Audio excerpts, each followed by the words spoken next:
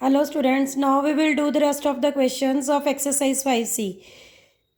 5C के पहले 10 questions आपके सिलेबस में है और मैं आपको 10 के 10 ही सॉल्व करके भेज रही हूँ, सारे समझा रही हूँ ताकि आपको डिफ़िकल्टी ना आए. But you have to do lot and lot of practice. इसको बार बार कर करके देखना, एग्जाम्पल्स की प्रैक्टिस करना ताकि आपको क्लियर हो जाए. तो पहले 5 क्वेश्चन हम कर चुके हैं. Now I will start with question number 6. See here. It is 15 by 21 of 2 by 3 minus 1 by 15 divide 3 by 7. Of है तो पहले ऑफ ही सॉल्व होगा. ऑफ कैसे सॉल्व होता है? मल्टीप्लाई में कन्वर्ट करके. मल्टीप्लाई किया, कटिंग हो गई. 3 5 सा 15, 5 2 सा 10 ओवर 21 आ गया यहाँ पे. अब इधर डिवाइड है तो डिवाइड सॉल्व होगा, इसको मल्टीप्लाई में कन्वर्ट कर देंगे. रेसिप्रोकल ले लेंगे. 7 by 3 तो कुछ भी कटिंग नहीं है तो 7 by 45 आ गया. अब यहाँ पे देखो, यहाँ पे नंबर्स जो हैं 21 एंड 45 है. माइनस करना है हमने.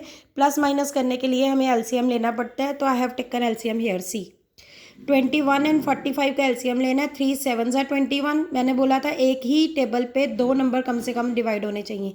तो 3 पे डिवाइड हो रहे हैं. 3 7 सा 21, 3 15 सा 45.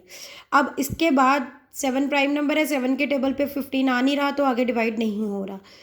ये आपका सारा कॉन्सेप्ट 4th वाला है, कुछ नया नहीं है. तो 3 इंटू 7 इंटू 15, तीनों को मल्टीप्लाई किया. 315 आ गया एलसीएम. तो एलसीएम नीचे लिख लिया डिनोमिनेटर में.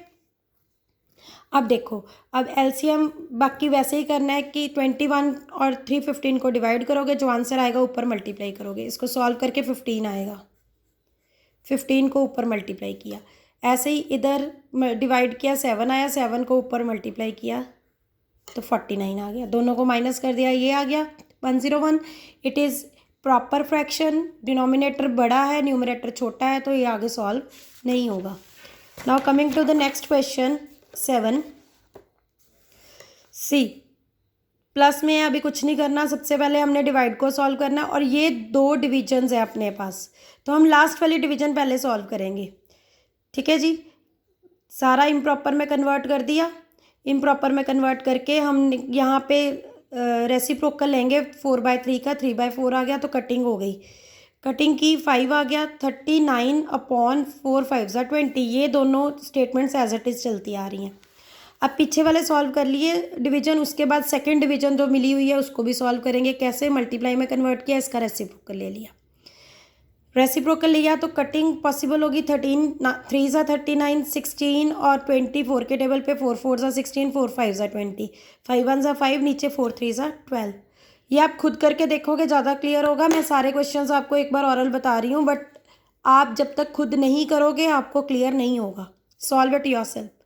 अब 16 और 12 का एलसीएम लेना है हमको. तो हमने 16 और 12 का एलसीएम 48 होता है.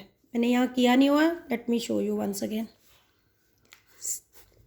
ये पहले हम 2 पे जाएंगे.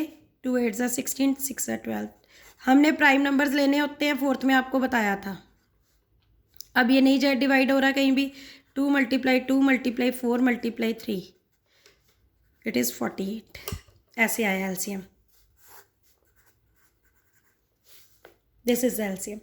अब 48 आ गया तो रूल वही है, डिवाइड बाय डिनोमिनेटर. डिवाइड करेंगे 16 3 सा 48 और 3 को ऊपर मल्टीप्लाई करेंगे. 3 3 सा 9. 12 और 48, 12 4 सा 48, 5 4 सा 20. सॉल्व किया 29 by 48 आ गया. This is the answer. Improper fraction है, इसको सॉल्व नहीं कर सकते आगे. Next question number 8.